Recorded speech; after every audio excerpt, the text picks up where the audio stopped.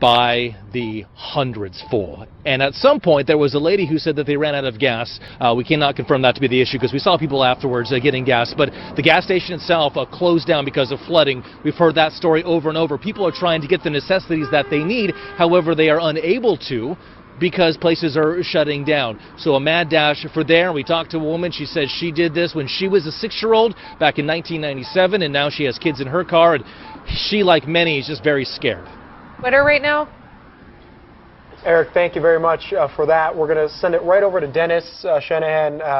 Dennis, kind of take us through, where we are right now in terms of what we're seeing both on the roads and with the dam itself. Yeah, Joe, that dam and its surrounding structures, including that spillway, were built in 1968. So we're talking about a 48-year-old structure here that has just been hammered with a massive amount of water as that lake is full. So we'll take you to the weather computer and show you what we're talking about and where the concern is. Again, just a quick recap that the concern is not the dam itself.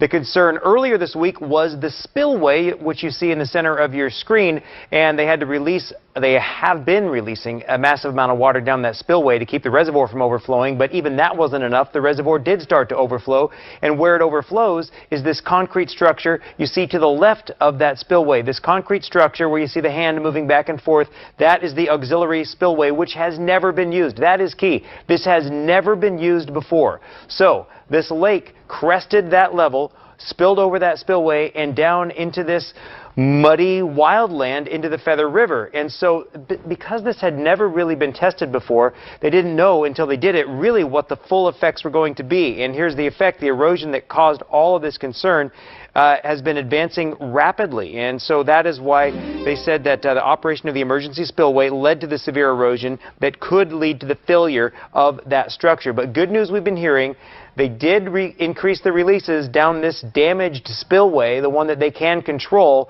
and that has brought the lake level down to a level that it is not spilling over this auxiliary spillway as rapidly as it was before. It is beginning to recede. So you take that pressure off of it, and you get the workers in there with those bags of rock that they're dropping, and then they can hopefully secure this damaged, compromised structure that did, they found enough damage to warrant the evacuation orders. So there is some hope, but they are not rescinding those evacuation orders at all. Joe.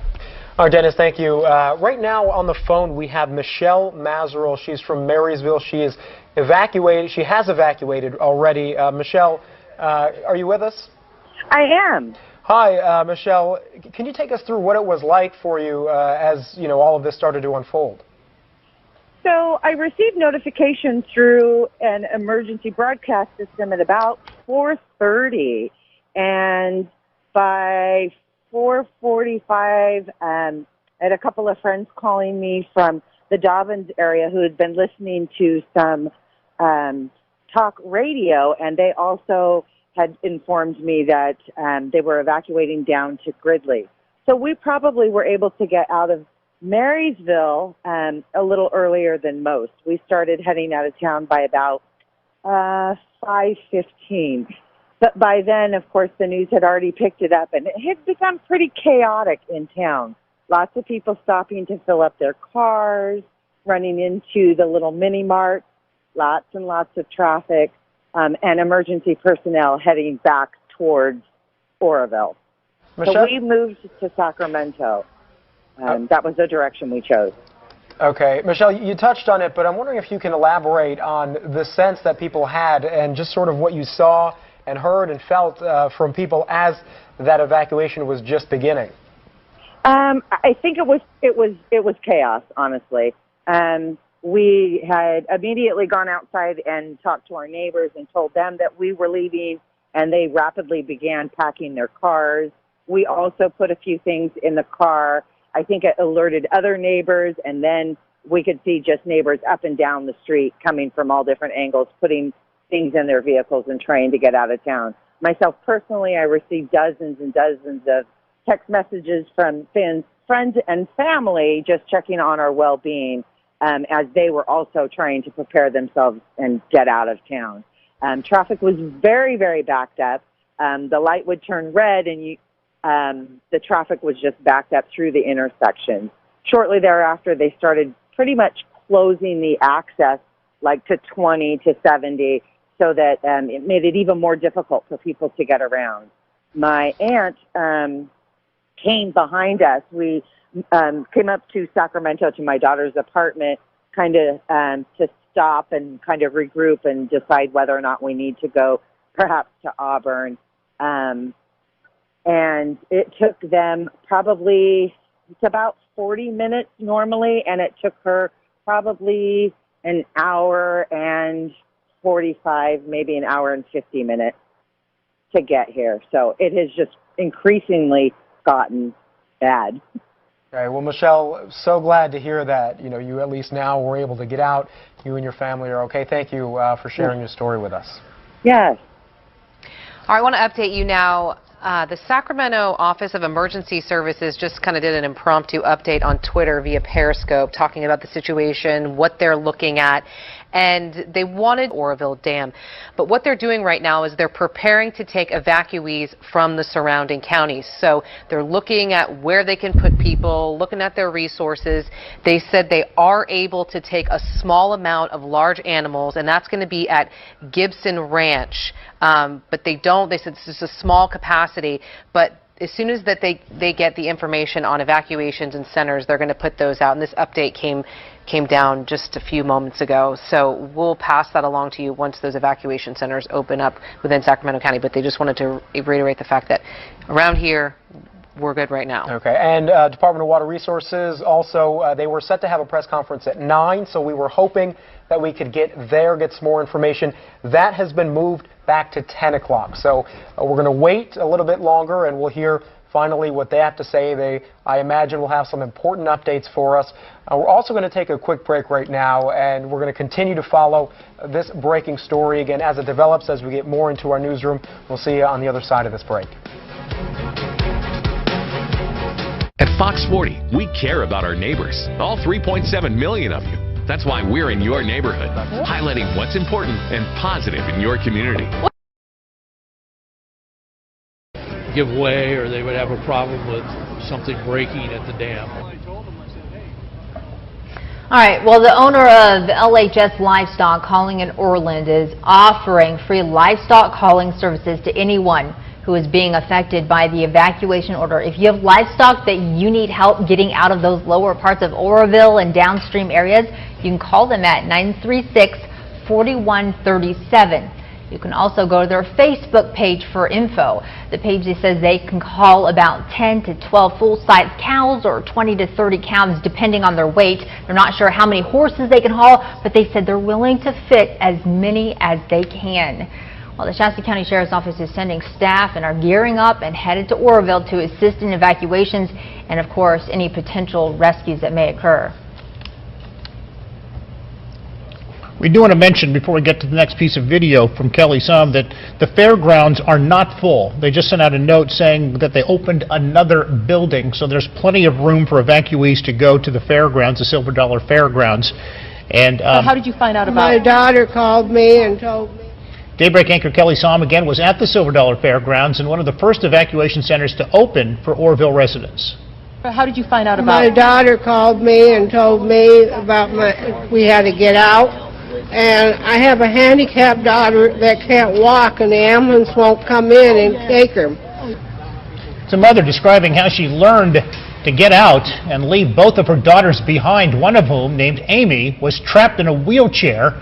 The other daughter went to help her sister, and emergency services refused to come to their aid. The brother in the family, Phil, described the helpless feeling as the floodwaters rise around his sister's apartment, knowing they don't have the capacity to save her.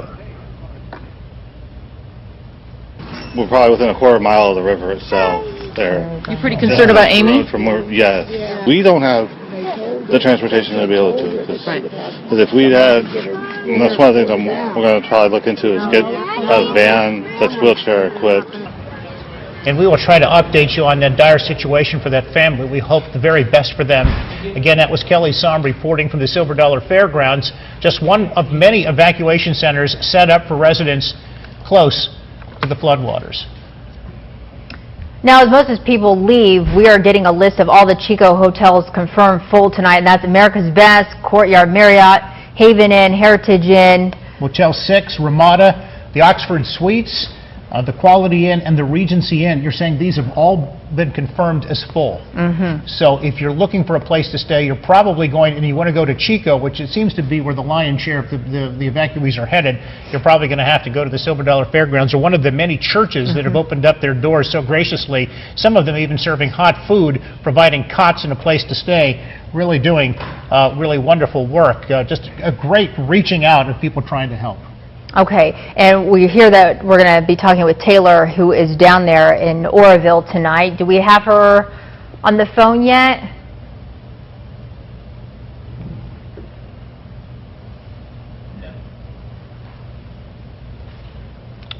Okay, we're looking at a live shot. It appears from the... That's off what now? Okay, that is video from Fox 40, apparently, of the spillway, but it's pulling out. Oh, I believe that's up top overlooking the actual dam itself. I might be wrong. It's difficult to see at nighttime. No, that's actually, I can't say for sure where that is. It's too dark to say. I'm not certain where that is. Is that where they're loading up the boulders? It kind of looked like from earlier. It might be. I think you're probably right. Yeah. Yeah, what they're doing is they're going to be putting these huge boulders and perhaps some sandbags. We're not sure at this point, but certainly we saw the boulders earlier when we had daylight, that those boulders are going to be taken by helicopter and literally dropped into the river to try to divert the water from going into, areas which could cause flooding, to try to hopefully protect people's homes and try to mitigate any type of damage that's going to be caused if flooding should ensue. And right now it seems to be holding up fairly well, although we heard from that family, God help them, we hope that they're okay. Here, do we see a reporter from Fox 40? There they are. They're loading up those rocks, those boulders, getting ready to drop those into the river to try to improve the situation. All right, we're going to go through some of the evacuation centers open tonight. The Elks Lodge in Paradise tells us they're opening their RV park to RV evacuees, but they have limited number of spaces, only about 15 or so. They will be accommodating people on a first-come, first-served basis. So the second location is at the Silver Dollar Fairgrounds in Chico. We're continuing to update our list. Paradise Veterans Hall is open. That's at 6550 Skyway in Paradise. There's also the Paradise Alliance Church, and that's at 6491 Clark Road in Paradise. Now, they're open to RVs and trailers only. Rolling Hills RV Park at 2645 Everett Freeman Way. That's in Corning. Mike Dudley says he has about 20 spots available. The Neighborhood Church in Chico is now open. That's at 2801 Notre Dame Boulevard. Lake California Campground has 15 available spots. That's on 2197 Tom B. Drive in Cottonwood. They say to just come up to the gate. Now, if you have problems paying, the RV park said that they will pay for you. Look, and I'll bring you up to date on that here soon. Yeah, I believe we still don't know whether or not Bangor, Pleasant Valley High School, and Paradise High School are still on hold at this point. And you may have already reported that. We had the list, but it looked like I even gave the kids permission not to go to school tomorrow. I don't want to go off. I know one 15-year-old boy is probably hoping that Pleasant Valley High School is kept out of school as well tomorrow. But we try to be lighter in the moment, but this is obviously a very serious situation. Right, and one that has been made very clear. I was keeping an eye earlier, and I haven't looked lately at the Caltrans and CHP, just looking at the highways, and clearly it's bumper to bumper going. All the lanes are north now on the major thoroughfares. But fortunately, we haven't seen any major accidents or chain reaction accidents, and that's good news. So people are being somewhat calm, trying to get out of the area as the emergency evacuations orders this is a case really where it's better safe than sorry, because I think there's always second guessing. And I know sometimes in this coverage, I've had people be critical of saying, well, and I've heard people were critical of Bill Connolly saying, well, he was too early to blame, DWR for what happened. And so some people, are upset about that. And to a degree that's true, but I think there's still many people who are going to maybe even question now, and I don't think it would be right to do so. Some people are going to say, well, maybe we overreacted. I don't think so for a second, but this was apparently Corey Honey's decision, and he decided to err on the side of caution. I don't think anybody's going to question that. The issue, though, now is, when will these people be allowed to return to their homes? We're talking about a weather system that's going to be coming in on Wednesday that's going to make these levels go. And I think the last count at 5 what I believe at 7 o'clock it was like 901. Yeah, and the guys they're waiting for it to looking update. at it right now. We're going to get those updated numbers, but if it depends on how much rain there is. If there's going to be more snow melt that's going to come down, are we going to see even? Is this thing going to continue? And I think we could maybe find out from Jeremy Linder over in the First Alert Weather Center. I think we're already looking ahead to the next couple of days because we have some dry weather, Jeremy, if I'm right, for a few more days. But then Wednesday, what are we in store for?